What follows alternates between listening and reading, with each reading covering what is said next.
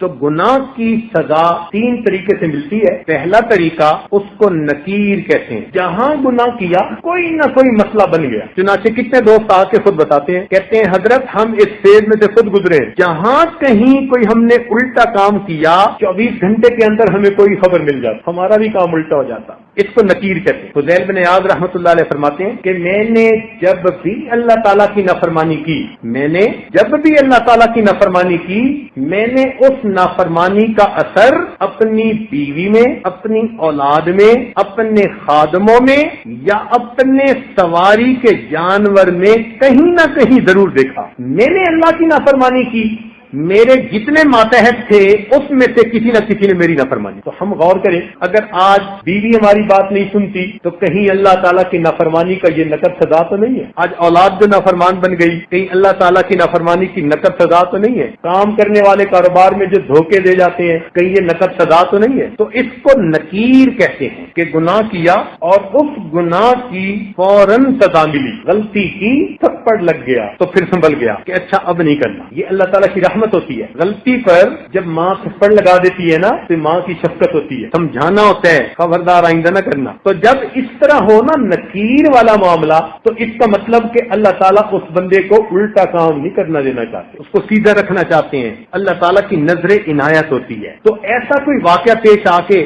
تو پھر اس بندے کو اللہ تعالیٰ اپنی طرف متوجہ کر لیتے۔ یہ جو اس قسم کی مشکلات آتی ہیں نا، یہ کئی مرتبہ اس لیے آتی ہیں کہ بندے کی آنکھیں کھل جائیں۔ ایک اصول یاد رکھیں، خوشیاں سلاتی ہیں اور غم جگاتے ہیں، خوشیاں سلاتی ہیں اور غم جگاتے ہیں۔ جب غم آتا ہے نا تو پھر بندے کو خدا یاد آتا۔ جو پہلے فرض نماز بھی نہیں پڑھتا تھا، اب وہ فرض پڑھنے کے بعد اشراق بھی پڑھ رہا، اوابین بھی پڑھ رہا۔ جس کو ایک صفحہ قرآن مجید کا تلاوت کی توفیق نہیں تھی، وہ آج بیٹھا ہوا سورہ یاسین بھی پڑھ رہا ہے، سورہ ملک بھی پڑھ رہا ہے، تغابن بھی پڑھ رہا ہے۔ لگتا ہے پورا قرآن پڑھ کے اٹھے گا۔ پوچھے کیا بنا؟ یار ایک پریشانی ہے، بس دعا کرو اللہ دور کر دے۔ تو پریشانی کئی مرتبہ بندے کی یاد دہانی کا سبب بن جاتا ہے۔ وہ پھر اللہ کے گھر آتا ہے، ریئلائز کرتا ہے، معافیاں مانگتا ہے، اللہ تعالیٰ اس پریشانی کو دور فرما دے۔ تو یہ بھی رحمت بن جاتا ہے۔ ایک اور صورت ہے پریشانی کی، اس کو کہتے ہیں تاخیر۔ تاخیر کا مطلب ہوتا ہے ڈیلے کر دینا۔ یہ پہلے سے بڑی سزا، وہ جو نقد تھپڑ لگتا تھا نا، یہ اس سے بڑی سزا کہ اللہ تعالیٰ اس کو فوراً تھپڑ نہیں لگاتے، موقع دے دیتے ہیں، ڈھیل دے دیتے ہیں۔ اچھا تم کرتے ہو، کرتے پھرو، ہم بھی تمہارا بندوبست کریں گے۔ تو اللہ تعالیٰ اس کو موقع دیتے ہیں، پھر وہ بندہ زیادہ برائیوں میں دب جاتا ہے، گھس جاتا ہے۔ جب زیادہ برائیوں میں دھنس جاتا ہے پھر اللہ تعالیٰ کی اچانک پکڑ آ جائے، اور یہ پہلے سے بڑی سزا، بہت بڑی سزا۔ چنانچہ ایک عورت کا واقعہ، ان پڑھ تھی مگر زبان کی ذرا تیز بھی تھی، اللہ نے اسے بیٹا دیا۔ ایک دن کسی کام میں مشغول تھی اور وہ بیٹا پیچھے پیچھے پیچھے پیچھے، کچھ بچوں کو نا گودوں کا چسکا ہوتا ہے، ہر وقت کی گود میں رہتے ہیں۔ یہ چاہتی تھی میں کام سمیٹوں اور بچہ چاہتا تھا کہ مجھے یہ گود میں لے لے، تو اس نے اس کو لٹایا، فیڈر بنا کے دیا اور اس کو کہا کہ خبردار جو اب اٹھ کے میرے پیچھے آیا۔ فیڈر دودھ پی اور یہیں لیٹا ہے۔ وہ بچہ تھا، اس نے تھوڑی دیر دودھ پیا، جب بھوک ختم ہو گئی وہ اٹھا، پھر ماں کے پیچھے امی امی امی۔ اب یہ غصے میں آ گئی، اور جب غصے میں بندہ آ جاتا ہے نا تو سمجھ نہیں آتی کہ وہ کر کے آ رہا ہے۔ غصے میں آ کے کہنے لگی، پھر اٹھ کے میرے پیچھے آ گیا، اور پھر اس کے بعد اس کو بد دعا دے دی۔ بد دعا کیا دی؟ کہنے لگی تو سویا سو ہی جاتا تو اچھا تھا، تو سویا سو ہی جاتا تو اچھا تھا۔ اللہ تعالیٰ نے بد دعا قبول کر لی، مگر بچے کو اس وقت موت نہیں آئی۔ وہ بچہ بڑا ہوا، بڑا خوبصورت، بڑی میگنیٹک پرسنالٹی اس کی، بڑا آئی کیو لیول اچھا اس کا، سکول میں فرسٹ آتا رہا، کالج میں فرسٹ آتا رہا، پھر بزنس مین بن گیا۔ اس کا بزنس ایسے چمکا اور وہ اتنے اچھے اخلاق والا بچہ کہ محلے کے لوگ جب اسے دیکھتے تو تمنا کرتے کہ اللہ ہماری اولاد کو بھی ایسا بنا۔ گھر میں مائیں اپنے بچوں کو مثال دیتی کہ بچوں تم بھی اس جیسا بننا۔ بڑا بوم کرنے لگا اس کا بزنس۔ خیر جب خوب بہاریں آ گئیں، اب ماں نے اس کی شادی کے لیے تیاری کی۔ ایک حور پری لڑکی ڈھونڈی اس نے کہیں سے، شادی کی ڈیٹ طے ہو گئی۔ جب شادی میں 3 دن تھے تو یہ نوجوان گھر کا کچھ کام کروا رہا تھا، اچانک جو کسی جگہ سے اس کا پاؤں پھسلا،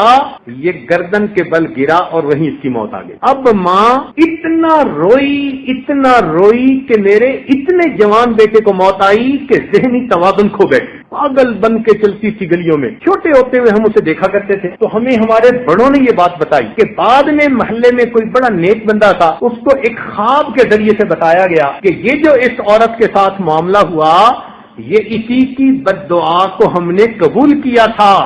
اس نے بچپن میں بد دعا کی تھی, ہم نے بد دعا تو قبول کر لی مگر پھل کو پکنے دیا. جب پھل پک کے تیار ہو گیا اب ہم نے پھل کو کاٹا, تجھے پتا چلے تو نے کس نعمت کی ناقدری کی. کتنی بہنیں ہیں جو اپنے بھائیوں کو بد دعا دیتی, کتنی مائیں ہیں اپنے بیٹوں کو بد دعا دیتی, کتنی بیویاں ہیں اپنے خاندوں کو بد دعا دیتی, پھر بعد میں بیٹھ کے روتی ہیں. تو کیا پتا ہماری ہی بد دعا جو کبھی غصے میں کی تھی آج جا کے اس کا اثر ظاہر ہوا. تو اس کو پہلے سے بڑی سزا ہوتی ہے, اس کو کہتے ہیں تاخیر. اللہ تعالیٰ تاخیر کر دیتا ہے, ڈیلے کر دیتا ہے. قرآن مجید میں اللہ تعالیٰ فرماتے ہیں فَلَمَّا نَسُوا مَا ذُكِّرُوا بِهِ فَتَحْنَا عَلَيْهِمْ أَبْوَابَ كُلِّ شَيْءٍ, کہ جب وہ لوگ بھول گئے جو ان کو نصیحت کی گئی تو ہم نے ان پر ہر چیز کے دروازوں کو کھول دیا. خوب عیش کریں جو چاہتے ہیں. حَتَّى إِذَا فَرِحُوا بِمَا أُوتُوا, حتیٰ کہ جب وہ بڑے خوش ہو گئے جو ان کو ملا تھا اور خوب موج میلہ کرنے لگے.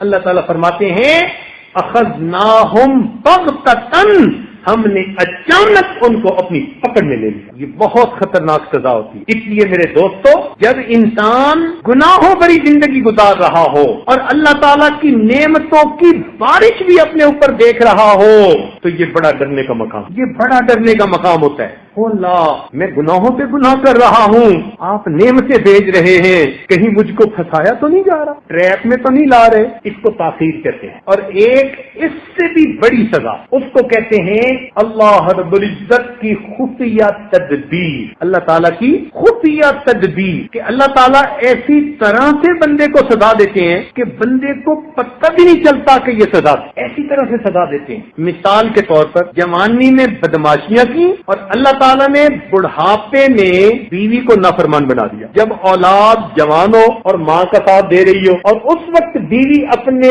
خاوند کی نافرمان ہو جائے تو جتنا بڑھاپا اس بندے کا خراب ہوتا ہے وہ اپنی کیفیت کسی کو بتا بھی نہیں. تو کرتوت جوانی کے, سزا ملی بڑھاپے. اب دل کا دکھ کس کو کہے, اس کو کہتے ہیں اللہ تعالیٰ کی خفیہ تدبیر. کوئی بیماری ایسی دے دی, نعمتوں سے محروم کر دیا. چنانچہ ایک عورت نے خط لکھا کہ حضرت 7 سال ہو گئے میں قسم قسم کے کھانے بناتی ہوں اور گھر میں آئے ہوئے مہمانوں کے لیے دسترخوان پہ لگاتی ہوں, لیکن خود السر کی مریضہ ہوں. 7 سال میں فقط جوسز وغیرہ پی کے گزارا کرتی ہوں, لیکوڈ چیزیں, روٹی کا ایک لقمہ بھی میرے منہ میں نہیں گیا. میں روٹی کو ترستی ہوں. اب 7 سال سے جس سے اللہ نے روٹی کی نعمت کو جو چھین لیا اس کو احساس بھی نہیں کہ یہ میرے گناہ کی سزا تھی جو مجھے مل رہی.